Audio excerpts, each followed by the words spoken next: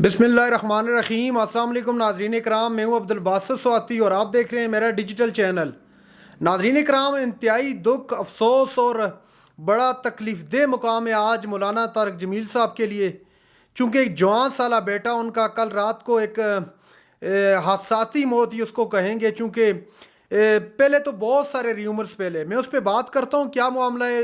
आज उनका नमाज जनाजा तलम्बा के मुकाम पर जो उनका आबाई गाँव में अदा कर दिया गया, हज़ारों अश्कबार आंखों के सामने उनको सुपुर्द खाक कर दिया गया।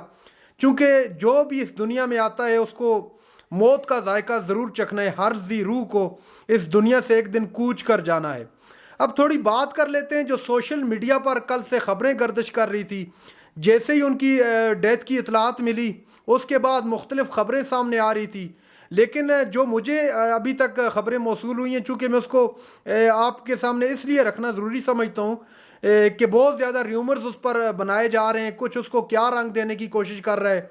हालांकि ये मौलाना तारिक जमील साहब की बहुत ज़्यादा खिदमात हैं और ये मुकाम उनके लिए मेरे ख़्याल से हम डिस्क्राइब नहीं कर सकते इस दर्द को, इस पेन को, कि वो इस वक्त किस अजियत से गुजर रहे हैं।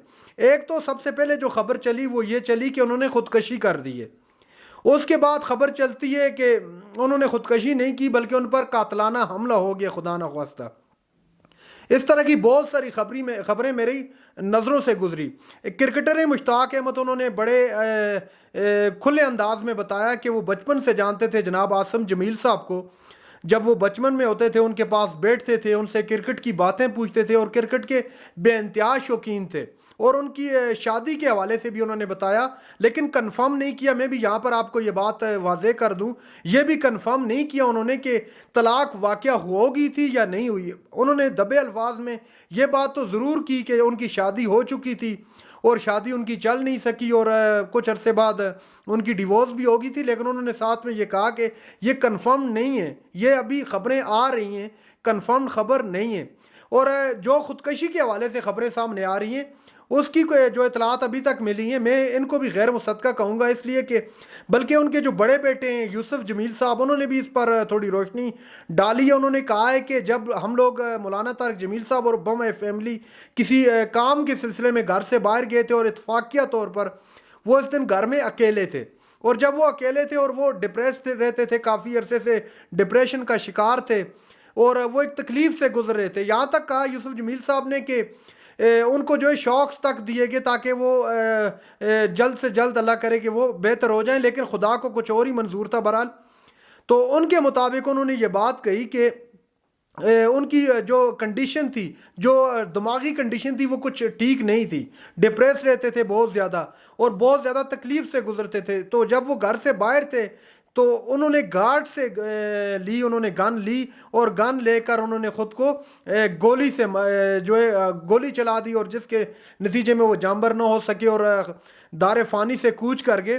तो ये कहानी थी जो उन्होंने अपनी ज़बान से कही। इसके अलावा बहुत सारे और भी बड़े जो एंकर हैं उन्होंने भी ये बात की, लेकिन मैं सोशल मीडिया पर देख रहा था, इंतहाई दुख और अफसोस का मुकाम है कि लोग इस हद तक कह रहे थे कि इन्होंने ख़ुदकशी कर दी है। अब जनाजा बहरहाल अब उसको रिपीट करना भी मैं बेहतर मुनासिब नहीं समझता।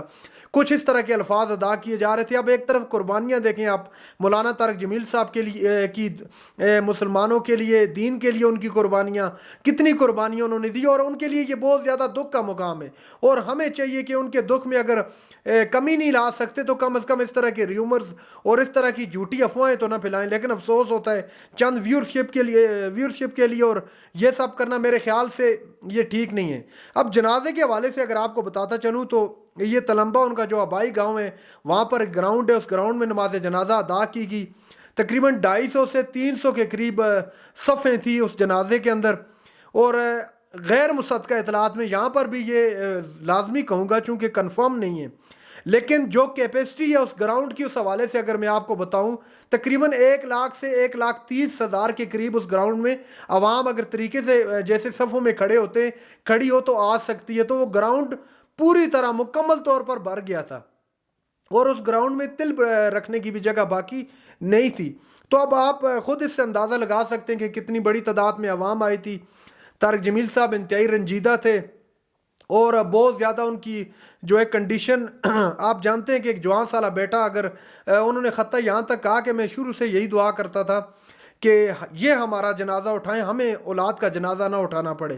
تو آپ اس سے خود کر اندازہ لگا سکتے ہیں کہ کتنی تکلیف کا مقام تھا. تو اللہ تعالیٰ طارق جمیل صاحب کو، ان کی پوری فیملی کو اللہ تعالیٰ ان کو صبر اور استقامت دے، اور اللہ تعالیٰ عاصم جمیل صاحب کو آپ جوار رحمت میں جگہ دے اور ان کے لیے آنے والی منازل کو آسان کرے اور ان کے لیے بہتری والا معاملہ فرمائے. ناظرین کرام، یہ تھی آج کی ہماری ویڈیو. چینل پر جو نئے چینل کو سبسکرائب کر لیں. اگلی ویڈیو تک کے لیے اللہ حافظ.